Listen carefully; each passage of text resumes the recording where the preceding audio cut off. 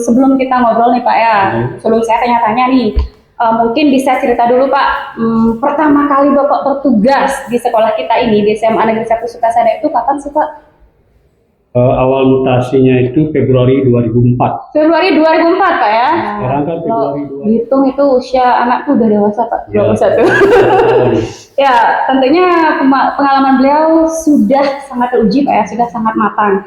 Oke, langsung deh Pak, saya tanya dulu nih, selama Bapak kan bertugas di Semasada dari 2004 nih, Ya. sampai sekarang 2025. Dari pagi sampai jam setengah 4, fokus anak-anak mengerjakan sesuai dengan temanya. Dan di sana Pak lihat, baik pembina, baik siswa itu sangat antusias.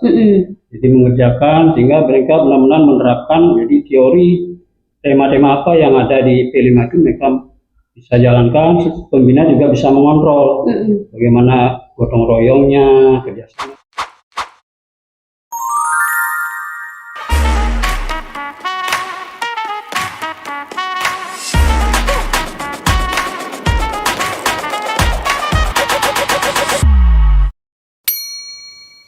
Halo semuanya, bertemu lagi dalam acara Bakul Ngopi, bangun kolaborasi melalui ngobrol pintar bersama SMA Negeri 1 Sukasada. Hari ini bersama saya, Anak Agung Ayu Rahatriningrat, yang akan memandu jalannya ngobrol kita hari ini. Oke, siapa sih teman ngobrol saya hari ini? Ya, mari kita sambut. Siapakah dia? Tara! Ya, Bapak, selamat datang. Terima kasih sudah meluangkan waktu untuk hadir di acara kita. Boleh Bapak perkenalan diri dulu, Pak? Selamat pagi, semuanya selamat pagi, walaupun ini sudah siang, tapi Pak tetap ngomongnya selamat pagi, biar kita punya semangat menyambut hari pagi. Oke, semangat. Siap. Jadi perkenalkan, nama Pak Du Nyoman Suantara. Kebetulan di sini mendapat tugas mengajar bidang studi matematika. Kebetulan nih Pak ya? Kebetulan. Iya, kadang kan matematika bisa ngajar kimia. Oh gitu, oke siap. Dan kebetulan kedua lainnya apa nih Pak?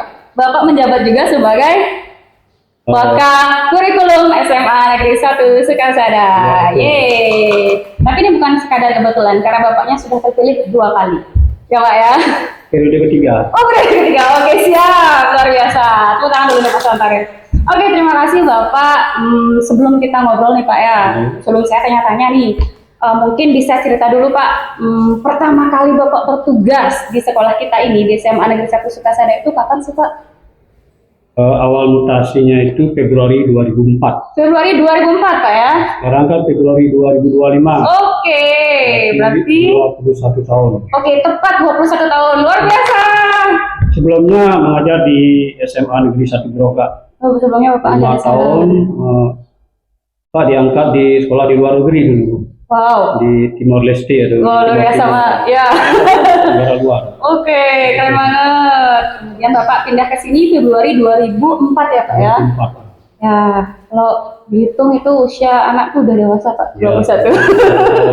Ya, tentunya pengalaman beliau sudah sangat teruji Pak ya, sudah sangat matang. Oke, langsung deh Pak, saya tanya dulu nih, selama Bapak kan bertugas di Semasada dari 2004 nih, sampai sekarang 2025. Menurut Bapak, bagaimana sih perkembangan di sekolah kita itu? Dari awal Bapak di sini sampai sekarang Pak?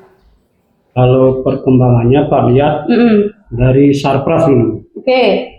Tahun 2004 kita sekolah sih baru punya 4 rombel. 4 ya Pak ya? Ya, 8 rombel plus 1 ruang guru. Itu baru banget Pak? Ya. 8 rombel dan 1 ruang guru. Ya, cuma waktu itu baru ada angkatan kedua, jadi maksudnya baru kelas 2. Kalau dulu kan kelas 1, 2, 3. Jadi baru Bapak sini itu baru 2 tingkat aja, kelas 10 dan kelas 1 dan 2. 1 dan 2. Kemudian 1 ruang kelas itu dipakai sebagai ruang guru, karena kita belum punya ruang guru. Kemudian ruang guru yang tadinya dibuat itu dipakai untuk TU dan ruang kepala sekolah. Itu kisahnya. Kemudian seiring berjalannya waktu, terus sejak penambahan RKB, kemudian termasuk perpustakaan, baru terakhir labnya itu IPA, lab TK, kemudian lab bahasa, dan yang Pak tahu bantuan terakhir itu adalah lapangan basket. Yaitu perkembangan. Di sini ya Pak ya, masih dari sekolah ini ya? Ya itu. Oke, jadi Bapak kesini bisa dibilang hampir ketika mungkin baru 1-2 tahun sekolah ini di. Ya, kan berdirinya tahun Ya, 2002. ya benar-benar. Waduh, udah sangat setia nih bersama Semasada. Oke, kalau gitu, nah sekarang kan waktu itu Bapak menjadi guru dulu ya ketika pertama kali di sini. Nah sekarang Bapak sudah menjabat sebagai wakakurikulum. Ya, boleh diceritakan nggak sih Pak, apa saja program kurikulum yang Bapak rancang dan apa aja yang sudah terrealisasi di sekolah kita ini selama Bapak menjabat? Ya, kalau dulu waktu awal itu kan tahun 2004 itu kalau nggak salah, Pak itu kan 2013 baru sebagai wakakurikulum. Kalau nggak salah itu pakai kurikulum berbasis kompetensi KBK. Setelah itu ATSP, setelah itu kurikulum 13, setelah itu baru kurikulum Merdeka. Jadi program yang Pak susun itu kan mengacu dari pusat. Jadi mana rambu-rambu yang harus diikuti karena itu payung hukumnya. Tidak boleh kita melempas dari sana. Jadi itu gambarannya seperti itu. Jadi tetap kita melaksanakan kurikulum itu sesuai dengan acuan permen-permen yang dikeluarkan agar kita tidak keluar dari payung hukum dan rambu-rambu yang ada. Itu aja. Gimana Pak programnya Pak setelah, oke kita bahas yang terbaru nih di kurikulum Merdeka sekarang Bapak, program yang kita laksanakan di sekolah kita apa nih Pak program kurikulumnya? Segi kayak tambah jam mengajar atau mungkin yang lainnya? Untuk kurikulum Merdeka kita kan sudah tahun ketiga ya. 10, 11, 12 semuanya sudah memakai. Di sana kan ada 3 kegiatan, ada intrakurikuler, kurikuler dan ekstrakurikuler. Kalau intranya itu kan PBM di kelas, jadi kita mengacu juga dari struktur kurikulumnya, tidak boleh keluar, melebihi boleh tapi mengurangi jangan. Jadi, kalau melebihi tentu karena kita memakai waktu, tidak bisa lebih, kasihan anak-anak juga beban belajarnya. Kemudian untuk kokurikulernya di sana kan ada T5, jadi kita memakainya itu sistem blok, karena kita pernah masuk include ke tiap hari, ternyata kurang efektif karena kegiatannya kan sore, jadi anak-anak sudah capek. Kita ajak kerja di bidang pertanian misalnya kan capek anak-anak, kasihan juga. Makanya di sini kita rancang setelah kegiatan SAS dan SAT itu di semester ganjil dan genap 2 minggu atau paling kurang minimal 2 minggu itu kita berikan kegiatan P5. Di sana lah, sehingga dari pagi sampai jam 3:30 fokus anak-anak mengerjakan sesuai dengan temanya. Dan di sana Pak lihat baik pembina, baik siswa itu sangat antusias. Jadi mengerjakan sehingga mereka benar-benar menerapkan, jadi teori tema-tema apa yang ada di P5 itu mereka bisa jalankan. Pembina juga bisa mengontrol bagaimana gotong royongnya, kerjasamanya, kritisnya bisa. Jadi pembina itu bisa maksimal karena tidak ada kegiatan lagi di intrakurikuler. Jadi begitu. Ya, jadi ada P5, kemudian juga kegiatan belajar mengajar. Di sekolah kita itu kan pukul 7.15 ya Pak ya dimulainya sampai pukul 3:30 sore gitu ya Pak ya. Kemudian kalau ekstrakurikulernya gimana nih Pak? Intranya akan Pak jelaskan intra dulu sedikit. Ya, siap.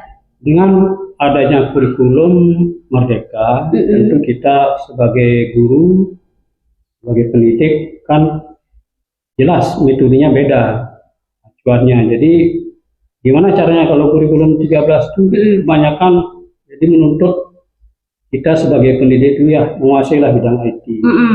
Sehingga jalan keluarnya setiap akhir semester genap atau akhir tahun pelajaran sebelum mengawali tahun pelajaran berikutnya, jadi diadakanlah diklat atau workshop dengan narasumber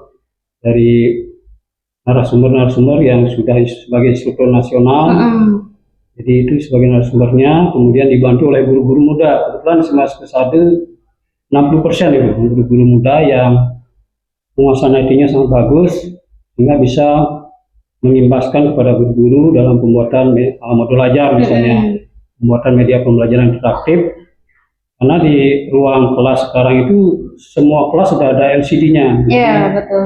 Guru mengajar itu tidak seperti dulu lagi ceramah-ceramah. Terus sekarang sedikit memberikan ceramah, topiknya apa, setelah itu ditayangkan videonya, siswa mengamati dan menentukan permasalahan apa yang ada tergantung dari metode yang dipakai. Gitu oleh gurunya ya Pak ya. Nah, itu perkembangannya, jadi kita harus mengikuti perkembangan beda dengan kurikulum 13 dan kurikulum sebelumnya. Kurikulum sekarang menitik beratkan kepada anak. Jadi kita sebagai guru cuma sebagai fasilitator. Iya. Jadi tetap siswa yang memegang dulu. Jadi sentral ya Pak ya. Iya, dalam mengelompokkan siswa juga harus menggunakan anu berdiferensiasi kan. Jadi dibedakan mana siswa yang gaya belajarnya, kan ada gaya belajarnya, kemudian ada tes diagnostiknya. Jadi itu benar-benar diterapkan. Kalau ada guru-guru yang kira kurang memahami, bisa bertanya pada guru muda, bisa juga belajar dari platform mereka mengajar. Kan banyak macam-macam. Itu. Tadi masalah kokurikuler kan? Ya, P5-nya sudah kan? Kemudian kokurikuler kita itu mengikuti perkembangan trennya. Tren ya Pak ya? Ya, kalau sekarang di Bali itu kan pariwisata yang anehnya. Hanya di sini dikembangkanlah ekstrakurikuler bahasa Mandarin. Kita kerjasama dengan Undiksa. Dari sana juga menawarkan bagi anak-anak yang mau kuliah gratis dengan beasiswa di, kalau tidak salah, Hainan University itu di Cina. Itu kita kebetulan waktu ada program dari Undiksa di bawah dengan Pak Prof Kudasi, itu sudah menawarkan anak-anak yang mau kuliah gratis ke Cina. Jadi bisa. Jadi di Undiksa ini dia satu-satunya lembaga yang diajak kerjasama khusus bahasa Mandarin. Kita merekrut juga dari peserta dari luar sekolah SMA, dan kalau SMP dan SMA lain kalau berminat silakan. Itu kita diajar oleh instruktur dari Undiksa langsung, jadi dari Cina. Jadi itu yang pertama. Kemudian yang kedua ada juga ekstra bahasa Jepang. Karena kita lihat sekarang generasi di Bali kan banyak begitu tamat SMA, SMK ingin kerja di Jepang. Karena terus terang aja mungkin kita tahu lah gajinya kalau di Jepang itu 3 tahun kerja di sana 3 tahun, kita jadi guru 20 tahun mungkin sama itu nominalnya. Sehingga mereka banyak ingin kerja ke Jepang. Sehingga kita juga membuka di sini ekstra bahasa Jepang. Kebetulan gurunya itu ijazahnya tamatnya bahasa Inggris. Tapi pengalaman beliau luar biasa ya Pak ya. Biasa di bahasa Jepangan gitu ya. Pernah juga di Jepang selama kurang lebih 3 bulan itu. Dapat pendidikan di sana 3 bulan. Kalau nggak salah tuh 2006 dapat ke Jepang 3 bulan. Dan satu lagi keunggulannya namanya Pak Nyoman Widi Darmawan. Shout out ke Nyoman Widi Darmawan. Dia juga menguasai bahasa Mandarin. Ya, betul sekali. Sehingga selain dari kampus yang mengasih bahasa Mandarin juga dibantu oleh Pak Nyoman Widi Darmawan. Juga ada relawan yang kebetulan juga tamat dari Cina. Kemarin sempat ke sini, dia dari Banjar itu. Bersedia juga membimbing anak-anak. Pernah mengajar selama 3 kali. Setelah itu dia dapat panggilan kerja lagi ke Cina, akhirnya kembali ke Cina. Sehingga untuk bahasa Mandarinnya tetap diisi dari Undiksa, dibantu oleh Pak Nyoman Widi Darmawan. Ya, jadi keren banget Pak ya progres ekskul Mandarin kita. Keren. Kemudian apa lagi nih Pak? Ekstranya? Ya, setelah tadi kan ada program bahasa Mandarin yang kerjasama dengan Undiksa, yang mana juga bisa dapat beasiswa juga ya Pak ya, kalau mereka anak-anak itu ingin bikin ke Cina. Dan jangan takut kalau tidak bisa bahasa Inggris atau belum bisa bahasa Mandarin, nanti akan dibimbing dari Undiksa yang membantu. Yang penting berani nggak ngambil keputusan kuliah keluar dari Indonesia. Tapi tempatnya di sini ya Pak ya, di sekolah kita kan. Ekstranya di sini, dilaksanakan tiap hari Jumat. Kalau kalian sekolah di SMA Sukasada, itulah loh layanan yang didapatkan tuh dari bahasa Mandarin, bahasa Jepang. Kemudian apa lagi nih Pak? Untuk anak-anak sekarang kayaknya kan pariwisata. Pariwisata tadi. Kita juga sudah berjalan ini tahun pelajaran 2024-2025 kerjasama dengan LPK, salah satu LPK yang ada di Buleleng yaitu H2P. Jadi Dari sana ada instruktur 4, kita membuka jurusan kalau nggak salah kulineri, FB service, dan housekeeping dan kulineri. Bartender ya Pak? Kulineri kan sudah, bartender, Kulineri, ya. kulineri, housekeeping, FB service dan bartender. Nah itu udah 4. Jadi dilaksanakan tiap hari Kamis dengan waktu dari jam 7.30 sampai jam 9. Berlangsung teorinya di sekolah, nanti kalau prakteknya ke sana. Karena tentu prakteknya itu kan harus ada alat-alat berat tuh, nggak mungkin dibawa ke sekolah. Jadi anak-anak prakteknya ke sana. Jadi di sana tekniknya pertemuannya adalah 12 kali. 12 kali. Teori plus praktek. Terus sasarannya siapa nih Pak? Siapa yang bisa menerima pembelajaran ini? Dimulai dari kelas 11. Dari kelas 11 ya Pak ya? Nanti kelas 11 semester ganjil, dia ngambil misalnya kulineri, sudah dapat sertifikat. Jadi begini pelaksanaannya. Gimana Pak? Dilaksanakan 12 kali pertemuan, teori plus praktek, plus minimal siswa itu ikut kegiatannya itu 10 kali. Minimal 10 kali. Baru dapat sertifikat. Baru dapat sertifikat. Nanti kalau ingin lagi sertifikat yang lain, misalnya housekeeping dia ikuti pertama, ingin lagi ke FDNB Terpis, bisa itu, ikut lagi program berikutnya. Jadi untuk tahun ini kelas 12 yang ikut semuanya. Jadi mudah-mudahan nanti setelah mereka dapat sertifikat, punya keahlian, jadi kalau mungkin tidak punya biaya kan bisa usaha mandiri.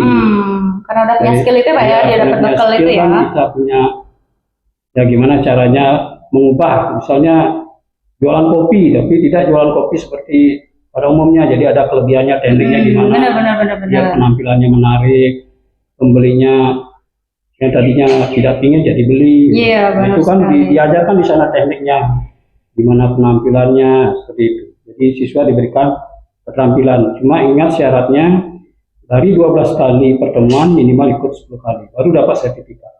Iya. Itu untuk yang kelas 12. Kemudian yang kelas 11 berarti lebih besar peluangnya Pak ya untuk mendapatkan, seperti tadi Bapak bilang, misalnya di awalnya mereka anggap di semester ini ambil kulineri, semester selanjutnya mereka boleh ngambil yang lain. Boleh keempat-empatnya, cuma misalnya semester ini ambil apa? Kulineri. Jadi semester genap ambil housekeeping. Ya, jadi bisa 4 punya sertifikat. Jadi makanya dengan sekolah di SMA 1 Sukasade, siswa-siswa kita itu dapat pelayanan maksimal ya Pak ya, dari segi bahasa Mandarin, kemudian bahasa Jepang, dan juga yang kerjasama dengan H2B ini yang tentunya sangat mendukung karena akan dapat sertifikat keterampilan. Betul ya Pak ya, sertifikat keterampilan ya.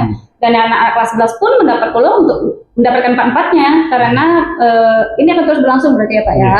Ya, jadi ayo gabung di sekolah kita. Oke, terima kasih Pak. Lanjut nih ceritanya, apa lagi nih Pak yang mau ceritain tentang H2B, masih perlu kita bahas lagi? Untuk ekstra lagi, kita kan banyak ekstra itu masalah bakat dan minat. Jadi sebenarnya itu yang siswa senangi sekali, karena mereka menyalurkan bakatnya. Apa sih bakatnya? Misalnya yang mau cita-cita TNI Polri, kita juga kerjasama dulu, pelatihnya dari Secata Kujati. Jam 6 itu sudah kumpul anak-anak, diajak lari keliling. Kemudian di lapangan basket diberikan latihan dasarnya, fisik seperti itu. Kemudian untuk prestasi, kalau kita lihat dari tahun 2004 sampai sekarang ini, prestasinya memang di bidang non akademik terutama itu sangat luar biasa. Pesat ya Pak ya. Kita dulu pernah ada siswa kita yang ikut kejuaraan tenis sampai tingkat Asia Tenggara. Iya benar, ini membanggakan banget nggak sih? Ya saya pun sebagai warga Bali ikut bangga loh Pak, dari sekolah kita lagi. Iya, satu-satunya dari Bali. Iya, di Asia Tenggara ya Pak ya? Di Asia Tenggara. Tapi kejuaranya ada biasanya di Filipina. Itu memang dari kakaknya, dia sendiri dan adiknya sekolah di sini. Kemudian tiga-tiganya itu hobi tenis. Jadi tiga-tiganya itu mengharumkan nama sekolah. Iya, keren banget. Terima kasih. Kemudian kita juga punya prestasi di panjat tebing. Kemudian di tinju. Iya. Kemarin kan lolos itu. Iya. 2 orang yang ikut Popnas itu. Popnas. Kan olahraga pelajar nasional itu. itu lolos atas nama Daniel, Daniel, ya. kemudian itu bagus di STAN itu. Jadi itu prestasi kita di bidang tinju juga, kemudian di silat. Ya, ini juga Silat kebanggaan dengan kita ya. pembina yang kita tahulah pembinanya Ya, di sini, ya, dan atlet juga dan handal. atlet juga. Jadi kebetulan dulu Pak juga pernah ngajar. Oh, Bapak gurunya. Kebetulan terus nih, Pak. Memang kebetulan. Oke. Dia itu pintar matematika. Masa sih, Pak? Makanya hitung-hitungannya tepat. Waduh, nanti mau saya tanya-tanya nih. Mana tuh, Kalau Pak? hitung-hitungannya memukul lawan sehingga Oh, iya. Pakai Itu harus peluang ya, Pak ya. matematika. Peluang. Oke. peluangnya gimana, gerakannya gimana. Kita dapat kan 3 emas itu di Malang. Wih, keren banget. Tepuk tangan untuk sekolah kita. Nah, itu udah prestasinya. Jadi memang menurut Bapak prestasi non akademisnya di sekolah kita itu ya Pak ya, Iya. sampai saat ini ya. Kalau akademis bisa juga. Akademis juga ya Pak ya. Kita kalau Pak lihat dari alumni di sini, dulu kebetulan Pak dulu membina Olimpiade Matematika juga. Itu waktu OSN, Olimpiade Sains Nasional, kita dapat peringkat 5 di provinsi. Nggak kalah juga nih. Kemudian dia kuliah dari jurusan TIK, terus honornya di Bali Mandara, terus sekarang udah diangkat di Sipora bagian. Wow, Udah keren. PNS ya, Wush, mantap. atas nama Nyoman Subanu. Oh, ya. Kemudian banyak juga alumni kita yang kalau nggak salah kakak adik itu ada berbarengan diangkatnya jadi PNS, satu jadi dosen di Universitas Cendana Kupang, adiknya sebagai hakim di NTB. Wow, hakim luar biasa, nggak main-main. Itu memang alumni sini, dulu SMP-nya SMP 1 Singaraja, kemudian melanjutkan ke SMA Sama 1. kita, sama satu Sukasada. Ya. Ada juga ada yang dosen di Pukuturan 2 orang itu. Ada juga yang kerja di BNI, itu Agra Dwi Jaksana.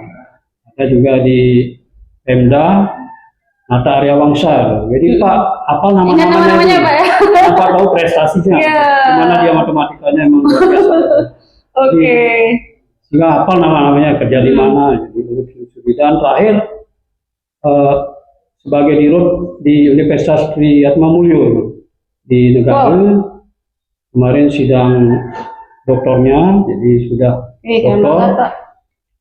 Ya, jadi adik di kerjanya di Negara. Dan Itu Bapak alumni ini kita, ya, alumni Bapak sini melihat prosesnya mereka ya dari Ya, siswa bukan sampai Pak Walinya dulu. Nah, Tahu perkembangannya. ya, sampai proses sekarang Bapak. sampai sekarang punya grup. Oh masih ada Ya. grupnya Pak ya. Grup Semansa angkatan 90. Oke, jadi keren banget Bapaknya melihat sendiri proses bagaimana dari mereka awalnya menjadi siswa sampai udah punya karir sendiri gitu ya Pak ya, dan juga prestasi-prestasi yang Ralat ini, ralat. Ralat. Grupnya itu grup Semansada Iya. 2010. Oke, grupnya Semansada 2010 ini Sekarang Pak alumninya masih, karena Pak Walinya sehingga kumpul sekarang. Jadi tanya-tanya sekarang kerja di mana. Oh ya. Siapa tahu nanti ada pengusaha bisa membantu adik kelasnya. Iya, muda, kan. benar. Jadi itu tujuannya. Karena ikatan itu tetap ada ya Pak ya, Harus. walaupun udah ya Iya. jauh di mata dekat di hati gitu Pak ya. Oke, terima kasih Pak. Penjelasannya udah sangat komplit tentang kegiatan di kelas, kemudian dari KBM, kemudian ekstrakurikuler dan kokurikulernya. Jadi tentunya seru ya Pak ya buat anak-anak kita di sini Iya. selama menjalani proses belajarnya 3 tahun di sekolah kita. Oke, tadi kan kita udah bahasnya Pak bagaimana berhasil itu, tapi mungkin bisa Bapak ceritakan sedikit gitu. Perubahan itu kan terus terjadi Pak ya, dari kurikulum ataupun dari segi zaman juga nih. Nah, bagaimana sih Pak cara Bapak mengatasi permasalahan yang muncul gitu dalam pembelajaran itu dengan perubahan-perubahan yang terjadi di sekitar kita gitu. Bagaimana Jadi kita Bapak? untuk BBM-nya kan? Ya, kita Bapak di kurikulum gimana? Tadi kan sudah dijelaskan untuk BBM untuk media pembelajaran, jadi guru-guru ya karena ini kurikulumnya baru, tentu harus belajar lagi. Ya karena di kelas. Untuk kegiatan BBM di kelas, jadi gurunya terus mengikuti perkembangan gitu Pak ya, adaptif ya. kemudian kalaupun di saat PBM berlangsung, ketika siswa melaksanakan kesalahan, guru tidak lagi menghukum. Tidak ada hukuman. Kita memberikan namanya disiplin positif, itu restitusi. Positif. Jadi siswa itu menyadari apa sih kesalahannya, sehingga dia bisa memperbaiki sendiri salahnya, kemudian dampaknya, dampak negatif pada teman-temannya dia bisa mengatasi. Jadi tidak ada lagi Tidak lagi hukuman, entah hukuman fisik atau hukuman Tidak apa ya, ada. tapi menimbulkan kesadaran, menumbuhkan kesadaran itu dari siswa sendiri. Maksudnya itu restitusi. Jadi keren banget. Sekolah kita berusaha tetap mengikuti perkembangan dan menambah ilmu ya Pak ya dari workshop-workshop yang diberikan agar tetap relevan dengan konteks pendidikan saat ini. Ya keren banget Pak. Oke, pertanyaan terakhir Pak. Menutup. Nah, apa harapan Bapak nih bagi lembaga kita SMA Negeri 1 Sukasada terkait dengan program-program yang sudah Bapak buat, baik yang sudah terjadi ataupun yang akan Bapak rancang lagi ketika ada penyesuaian gitu. Apa nih harapannya Pak? Dia harapannya kan semua program yang Pak bikin dalam program kerja kurikulum itu bisa berjalan lancar dan hasilnya juga lebih baik. Jadi mudah-mudahan kedepannya hasilnya semakin baik sehingga lembaga di mana output dan inputnya ada perubahan. Jadi inputnya misalnya inputnya nilainya 6, outputnya lah 8 lah misalnya, kan ada perubahan yang bagus. Dengan program-program kita yang dengan guru-guru yang siap mendidik sesuai dengan tuntutannya, dengan terus berusaha untuk meningkatkan kompetensinya, sehingga harapannya itu segala program bisa berjalan lancar, bisa menghasilkan output yang berkualitas, yang mampu bersaing di dunia kerja, yang melanjutkan juga ke perguruan tinggi, banyak bisa bersaing karena kita juga punya alumni dari sini kuliah di Indonesia itu kalau tidak salah jurusan PGSD, Puspa, kan itu dapat juara di Indonesia, juara esai nasional, kemudian tamatnya juga 3,5 tahun, gitu kan, jadi nggak kalah gitu sekolah kita ini. Jadi itulah harapannya. Ya benar sekali, kita berguna untuk masyarakat Pak ya, dan juga membantu terwujudnya tujuan pendidikan, gitu Pak ya. Oke, terima kasih Pak atas perbincangannya hari ini, ngobrol-ngobrol kita di acara Bakul Ngopi Pak. Bangun kolaborasi melalui Ngobrol Pintar bersama SMA Negeri 1 Sukasada. Oke, terima kasih sudah menyaksikan video ini. Jangan lupa like, subscribe, dan juga komen di channel YouTube kita SMA Negeri 1 Sukasada dan saksikan video-video Bakul Ngopi selanjutnya. Oke, itu saja mungkin Pak. Saya minta maaf apabila ada kesalahan kata ataupun sikap dalam memandu jalannya ngobrol kita hari ini. Terima kasih Bapak Swantare. Sampai jumpa di acara selanjutnya. Kita ucapkan jagoan kita sama-sama Pak. Yuk, Semangat Sada, Jaya Widya Subiksa.